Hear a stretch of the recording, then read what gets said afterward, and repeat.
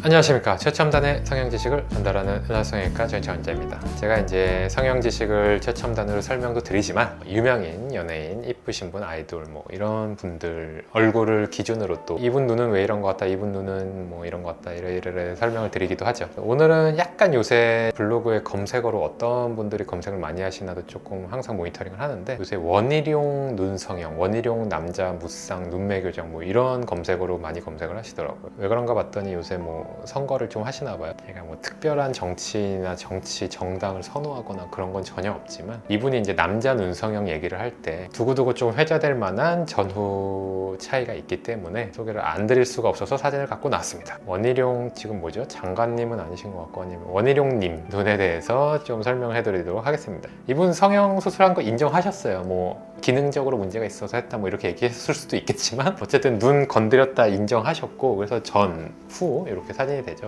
장난 아니지 않습니까 여러분? 살도 빼셨는지 피부 관리도 하셨는지 모르겠지만 혈색도 좋아지셔서, 눈 성형을 했다고 혈색이 좋아질 일인지 아무튼 그래서 우리는 어쨌든 지금 눈 성형은 은하수 성형외과, 은하수에서 다루는 내용이니까 눈에 조금 포커싱해서 얘기를 드리겠습니다. 근데 눈에 포커싱해서 얘기를 할 때 눈이라는 것은 눈만 갖고 얘기를 하면 안 돼요. 눈이랑 눈썹이랑 이마까지 얘기를 해야 됩니다. 그래서 여기를 놓고 우리가 얘기를 하는 거죠. 뭐가 달라졌냐면, 지금 이 눈썹을 우리가 집중해서 볼게요. 이 왼쪽 분의 눈썹은 지금 어떻게 돼 있냐, 온 힘을 다해서 여기서 당기고 있어요. 주름도 있죠. 이 주름과 눈썹의 위치를 보면 온 힘을 다해서 당기고 있는 거죠. 저도 그래요. 저도 쌍꺼풀이 없고 눈 힘이 약하기 때문에 당기는 경우가 많은데, 뭔가 좀 화가 나신 것 같아요. 마이크로폰 앞에서 좀 약간 분노를 표출하시는 장면 같은데, 이마가 올라가고 눈썹이 올라가는데 왜 그러냐, 이게 눈의 시야 자체가, 만약에 지금 이분의 이마에 제가 손을 올리고 자, 이마 올리지 마세요 이러면은 눈이 거의 한 절반으로 보일 겁니다. 약간 이렇게 보였을 거예요. 그래서 이렇게 되지 않으려고 이렇게 됐다 라고 보시면 돼요. 그래서 쌍꺼풀이 없는 동양 남자의 눈은 대부분은 이렇게 생겼어요. 저도 그렇고,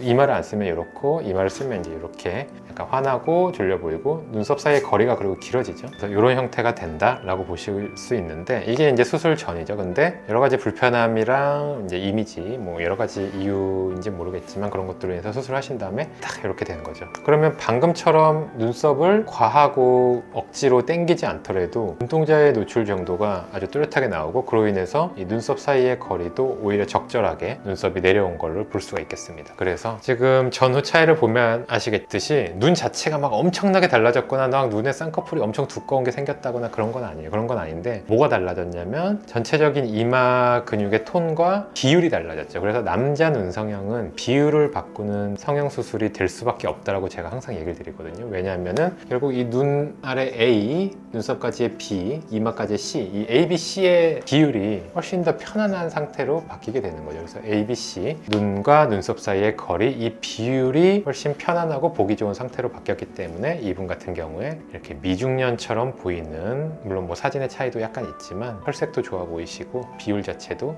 훨씬 더 젊어 보이시게 변한 것으로 사료됩니다. 저는 이제 밖에 이쪽이 전이고 이쪽이 후인데, 약간 수술하고 그렇게 시간이 오래 지나신 것 같진 않아요. 조금 붓기가 있는데 무슨 말 하는지 여러분 알겠죠? 그래서 눈 자체에 뜨는 힘과 눈동자가 보이는 정도가 이제 달라지게 되는 거죠. 이쪽은 이제 이렇게 이마에 힘이 들어가고 눈썹을 많이 올렸는데도 눈동자가 이거밖에 안 보이는 거라고 이해하시면 돼요. 그러면 가정을 하는 거죠. 만약에 이분이 보톡스를 맞거나 아니면 이마를 누가 이렇게 누르고 있어서 이마를 안 쓰려고 한다면 거의 뭐 앞이 안 보이는 우리 신봉사처럼 밑에만 보는 그런 눈이 되는 거죠. 그래서 그런 상태를 개선하기 위해서 수술을 하신 거고, 그게 이제 비율까지 좀 보기 좋게 바꿨다라고 이해를 할 수가 있겠습니다. 눈밑도 좀 바뀌었나요?